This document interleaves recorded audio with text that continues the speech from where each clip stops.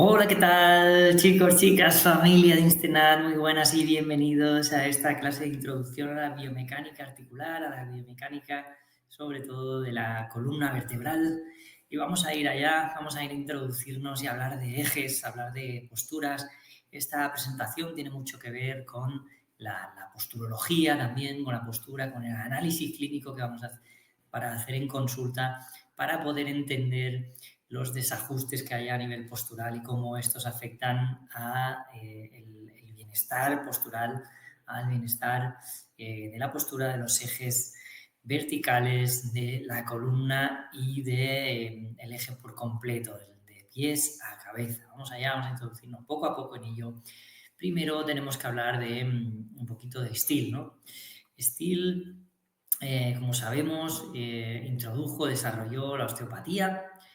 En ese desarrollo de la osteopatía, pues estudió mucho la anatomía, estudió mucho la fisiología, de cómo se movía y cómo era a nivel funcional cada una de las estructuras, pero hemos de entender que a través del desarrollo de estas, pues surgieron alumnos aventajados, por así decirlo, de la escuela de Steele, esos primeros alumnos más comprometidos con el mundo y apasionados de Steele, apasionados de la osteopatía.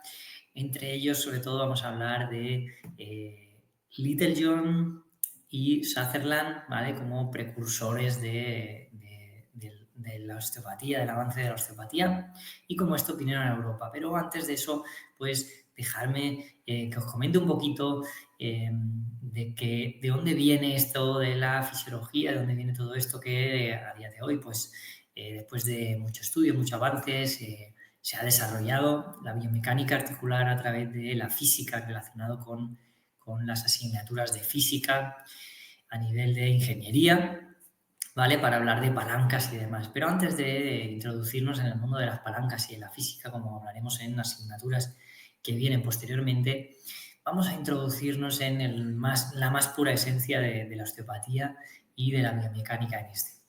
¿Vale? Debemos de tener en cuenta que el pasado y los orígenes de la osteopatía. Recordar que la osteopatía viene de hace más de 150 años, en el que un niño, el señor Steele, hijo de médicos, se desarrolló, creció en un mundo envuelto de médicos, como era su padre, compañeros de su padre.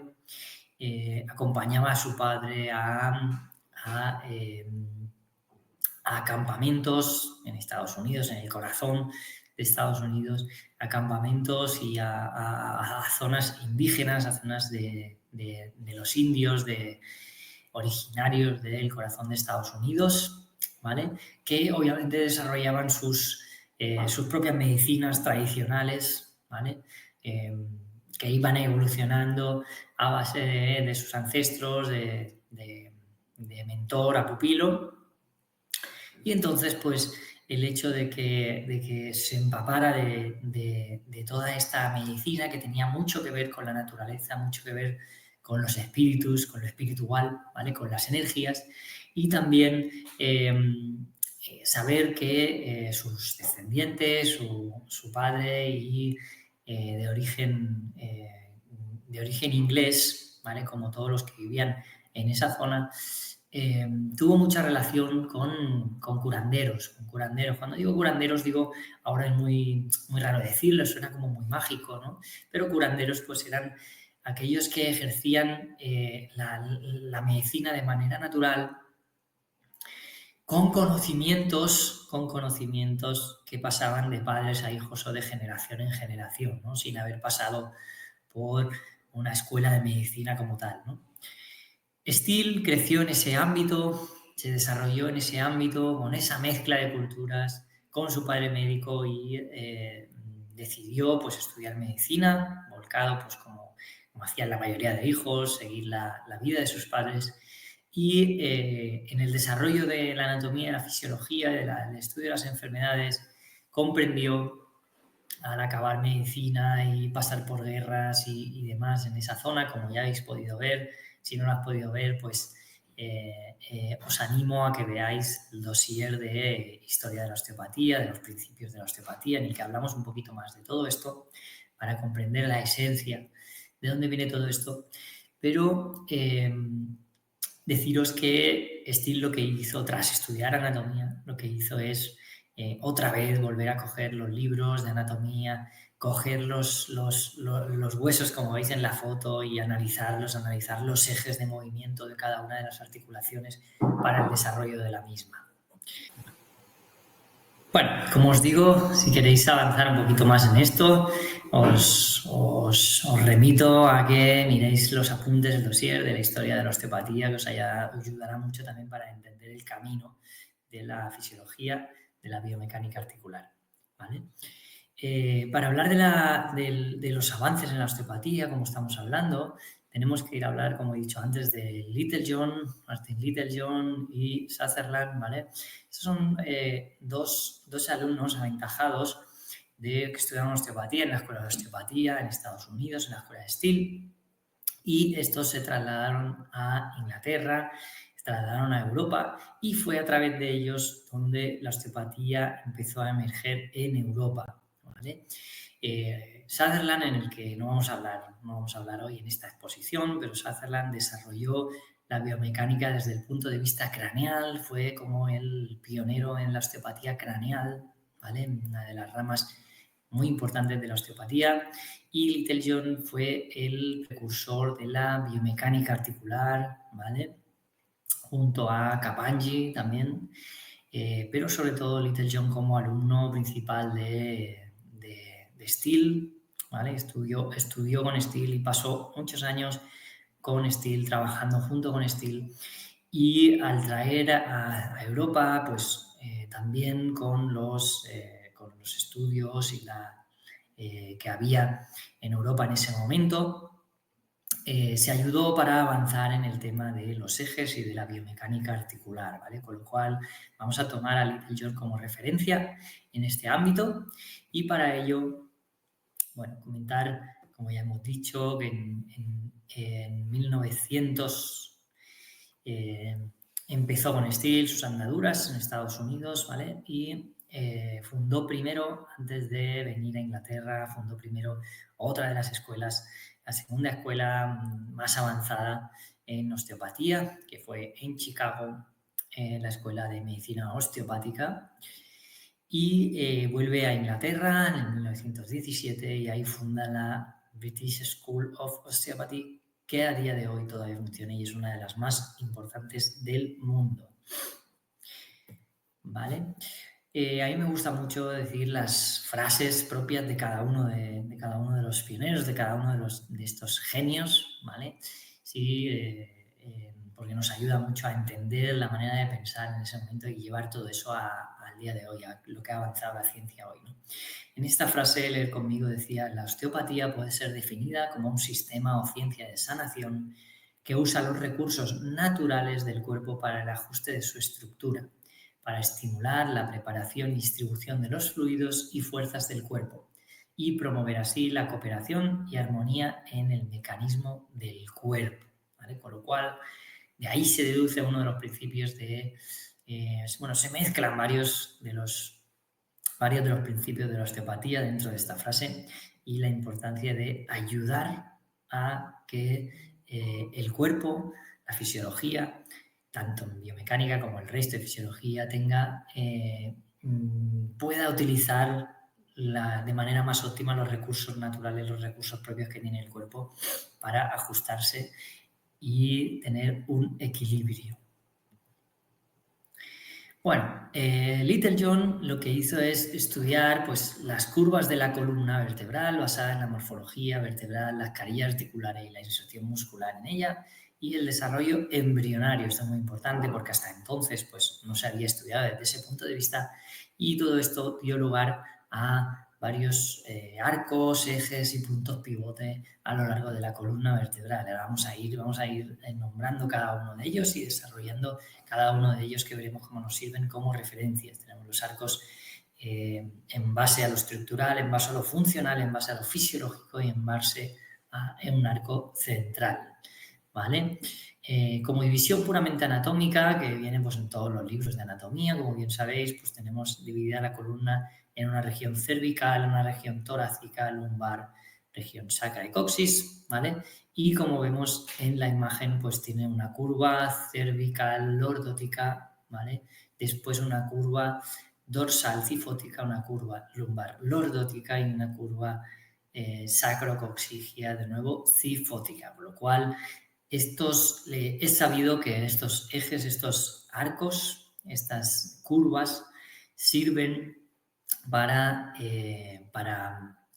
amortiguar el peso que viene de arriba, ¿vale? En el eje de gravedad, a nivel de la postura de estar de pie, estar sentado, ¿vale? Estar sobre todo al estar de pie, a diferencia de los cuadrúpedos, ¿vale? Estas curvas se van desarrollando durante los primeros años de vida, ¿vale? Cuando empezamos a gatear, pero sobre todo cuando comenzamos a ponernos de pie, en las que se desarrollan sobre todo la columna lumbar y la columna cervical, es decir, las curvas lordóticas. Ok, cuando hablamos de arco funcional, ¿vale? Estos se determinan en función a la orientación de las carillas y las inserciones musculares, con lo cual, como tenemos músculos insertados a lo largo de toda la columna, pero tenemos grandes músculos que tienen que ver mucho más con la posturología, que estos se insertan en lugares muy determinados y de ahí va a hacer que se muevan en determinada manera, ¿no? Vamos a tomar como referencia para los arcos funcionales un arco alto que va de C1 a C4, un arco medio de C6 a D8, un arco bajo de D10 a L9 y un arco sacro que va de L5, S1, sacro y coxis.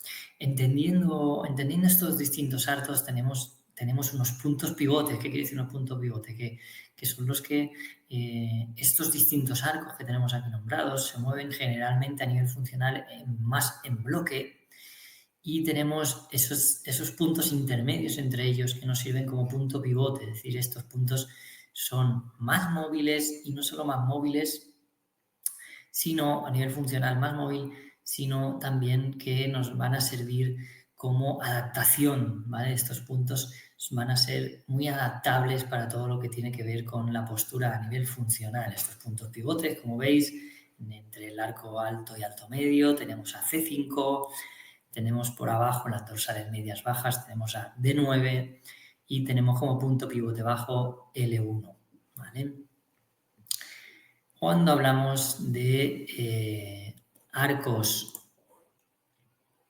cuando hablamos de arcos fisiológicos, esto se determina por las fuerzas, por las líneas de fuerza, ¿vale? Por las líneas de fuerza, es decir, por donde cae el peso de la gravedad, y también por el sistema nervioso autónomo, ¿vale? Que tiene que ver con las funciones involuntarias del cuerpo, ¿vale? Aquí tenemos dos grandes divisiones, una que va de las cervicales bajas, de C7 hasta D8, y tenemos de 10 otra línea de fuerza entre D10 y el coxis, ¿vale? Con lo cual aquí tenemos un solo punto pivote principal, que es el punto de D9, ¿vale? Es el punto de D9, que, como hemos visto antes, coincide también con el punto pivote anterior, ¿vale? Con el punto pivote anterior, con lo cual tenemos ahí ya de entrada, tenemos que recordar a D9 como un punto pivote importante. ¿Qué quiere decir esto? Que vamos a ver en clínica que cualquier problema postural, cualquier problema que tiene que ver con un problema de eje, un problema en los ejes y en la postura, en el eje de gravedad, que tiene que ver en la postura, sobre todo de pie, ¿vale? D9 va a estar adaptándose, va a estar luchando por adaptarse, y puede ser un punto a analizar, ¿vale? A ver en clínica por qué D9 está bloqueada, por qué D9 está sufriendo, por qué tiene una especial sensibilización, y esto, como hemos visto, tiene que ver con estos ejes de fuerza, ¿vale? Y tiene que ver con problemas posiblemente del sistema nervioso autónomo, ¿vale? Con funciones autonómicas y límbicas que tienen que ver, pues, también con el estrés, con la ansiedad y con funciones, pues, sobre todo respiratorias, ¿vale? Y digestivas. También tenemos... Ahora hablamos específicamente del arco central, ¿vale? Ese arco central, como vemos aquí, ¿vale? Es la curva embriológica, es decir, esa curva que desde que el embrión, ¿vale? Desde que esa primera semillita se empieza a desarrollar, antes incluso de formarse lo que después va a ser la columna, ya tiene esa curva, ¿no? El resto de curvas se van formando después ya incluso del nacimiento, pero esta curva es la única que viene del desarrollo embrionario, ¿vale? Incluso es la que coincide con cualquiera de nuestros ancestros, con el mono, con el chimpancé o incluso con los cuadrúpedos, ¿vale?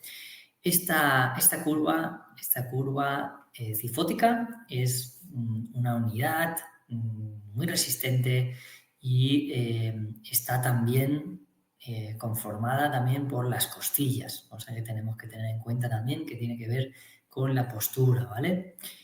Esta curva va aproximadamente, tiene unos puntos pivotes de D5 y L2 y tenemos que tener en cuenta también a D4, ¿vale? Que justo por encima de esa curva la tenemos ahí señalada en el circulito azul. Esta es la que soporta todo el peso de arriba, es decir, cuando la cabeza, pues nos ponemos de pie, a diferencia del cuadrúpedo, cuando ese bebé empieza a ponerse de pie, D4 es la principal, es la primera que tiene que soportar el eje de fuerza de la cabeza y el cuello, todas las fuerzas ejercidas de arriba. Y por lo tanto también ese sector D4, D5, suele ser importante para el estudio biomecánico, para el estudio postural, para posibles problemas que haya a nivel de la columna, ¿vale? Y después por abajo, si seguimos el peso, pues recae en la mayoría del peso como punto pivote en L3, porque el eje de gravedad pasa por el cuerpo, ¿vale? Por el cuerpo de L3, ¿vale? Por lo tanto, L3 también va a ser un punto importante para el desarrollo y el estudio de la postura, ¿vale?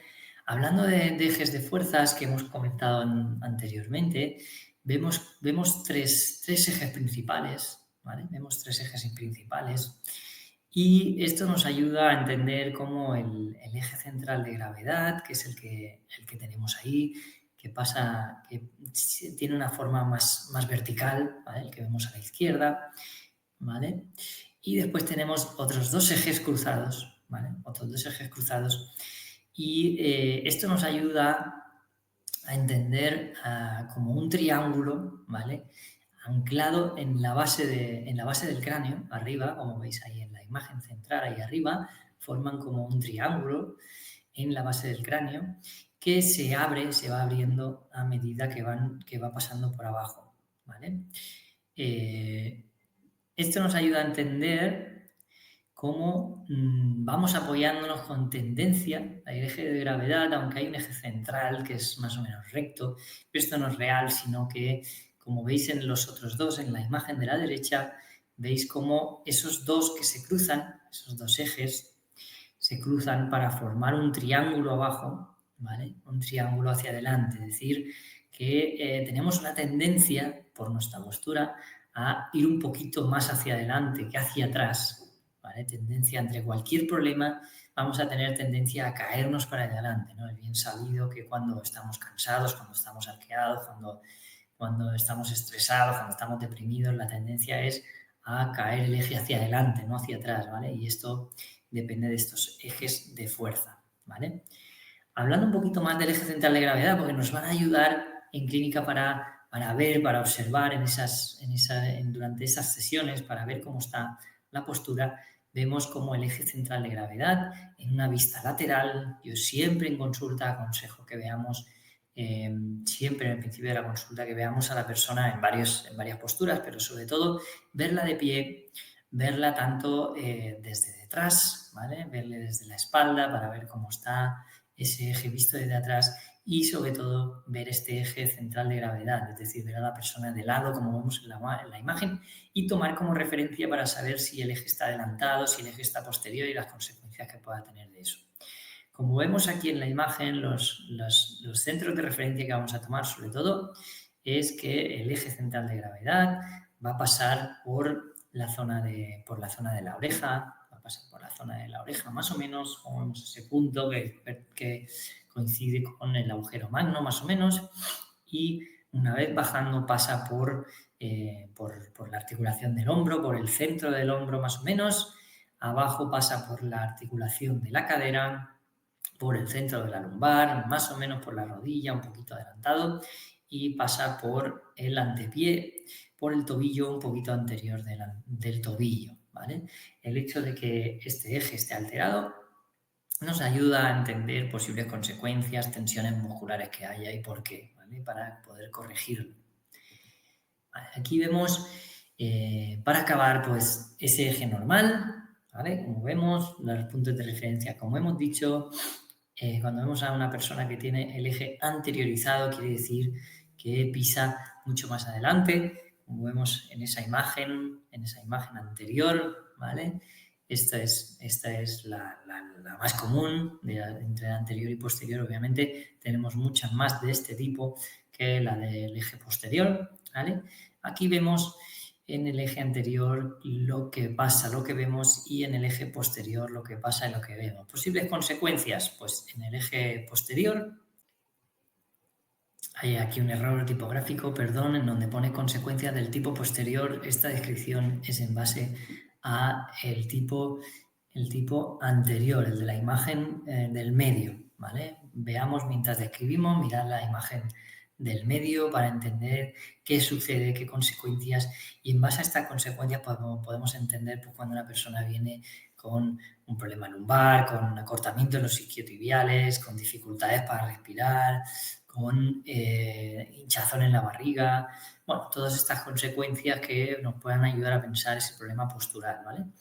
Este tipo anterior, ¿vale? Como es la imagen del medio, repito, tiene tendencia a tener en esa visión lateral la flexión de las rodillas, tensión en los tibiales anteriores, tensión en el cuádriceps, acortamiento en los isquiotibiales, atención porque esto normalmente lleva también a un problema lumbar, porque cuando los isquiotibiales están acortados acaba por producir problemas lumbares, problemas de movilidad lumbar, pudiendo llevar a una lumbalgia, muy común en consulta esto, atención. El diafragma está en expiración, ¿vale? Cuesta de coger aire y todas las consecuencias que lleva esto. Una mayor, por lo tanto, presión de la cavidad torácica, el abdomen distendido, aumento de la curva dorsal y lumbar, es decir, tiene una cifotis, tiene tendencia a tener chepa o joroba de camello. Los hombros los tiene recogidos hacia adelante, en rotación interna, caídos. Tiene una rotación posterior de la pelvis, es decir, se cae un poquito hacia atrás la pelvis, ¿vale? En decaimiento. Y esto conlleva a medio plazo una pobre oxigenación, problemas de movilidad del tracto digestivo, intestinal, como estreñimiento, hemorroides y una caída de los órganos abdominales, ¿vale? Ahora, viendo el tipo posterior, la imagen que vemos en la derecha, esto conlleva consecuencias de tensión en los isquiotibiales también, en los glúteos también, en los gemelos, es decir, en toda la cadena posterior. Tiene las rodillas hiperextendidas, el diafragma en inspiración le cuesta soltar todo el aire, tiene una mayor presión en la cavidad abdominal y una menor presión en el tórax, torácica. Tiene normalmente este perfil, tiene una respiración superficial y respiración de la parte alta del tórax. Tiene una compresión lumbosacra, es decir, hay una compresión excesiva entre las lumbares bajas y el sacro, con lo cual posiblemente tensión, posiblemente rigidez, pues, proclive a tener hernias discales, por ejemplo, o mayor desgaste en la zona. Los hombros echados para atrás, pecho salido, rotación anterior de la pelvis, y esto se asocia pues a hernias por la hipertensión del tejido, por la tensión del tejido anterior, ¿vale? Ok, pues con esto acabamos la presentación de hoy, la presentación hablando de los principios de la biomecánica articular según los estudios de Littlejohn. Recordad que nos basamos en los principios de la osteopatía y en los principios de estudios de Littlejohn para entender la esencia y entender cómo nos ha llevado a esto.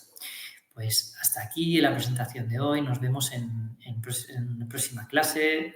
Chao, chao. Recordad que podéis tomar apuntes y ver el vídeo y la clase tantas veces como queráis.